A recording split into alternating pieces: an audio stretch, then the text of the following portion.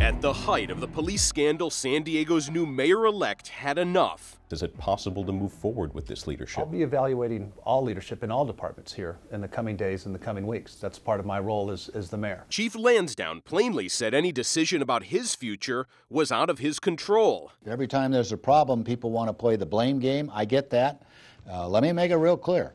I'm an at-will employee. I can be released for absolutely any reason. You don't need a reason to release me. His last day on the job, the chief faced his final scandal. A police officer was arrested and charged with drunk driving.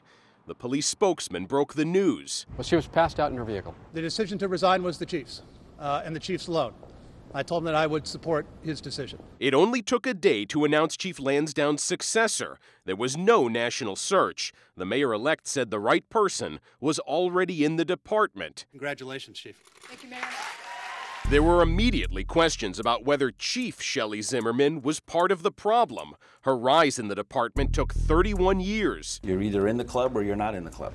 She talked a good game. For those very few who do not fulfill our standards, your failures will not be tolerated. She brought back the Professional Standards Unit, the anti-corruption arm of the department, which Lansdowne dismantled to save money.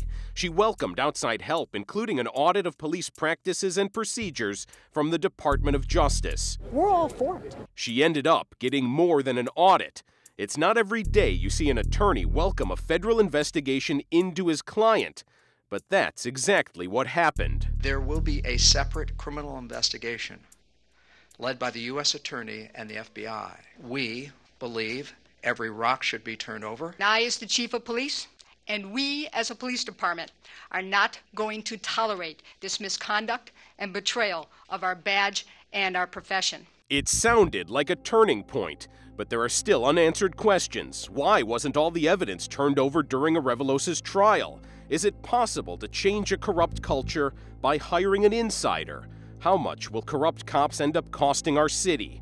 The Department of Justice has already started work. We're just begun. We'll let the facts speak for themselves. They've pledged to root out corruption. We will call it as we see it. And make sure an admission like this is never made in San Diego again. How early on in your training did this occur?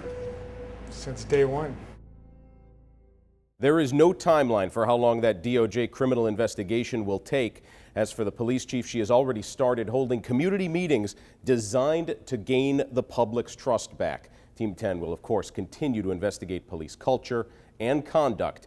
We could not do it without courageous and ethical cops who have already come forward, tired of seeing their profession marred and reputations tarnished.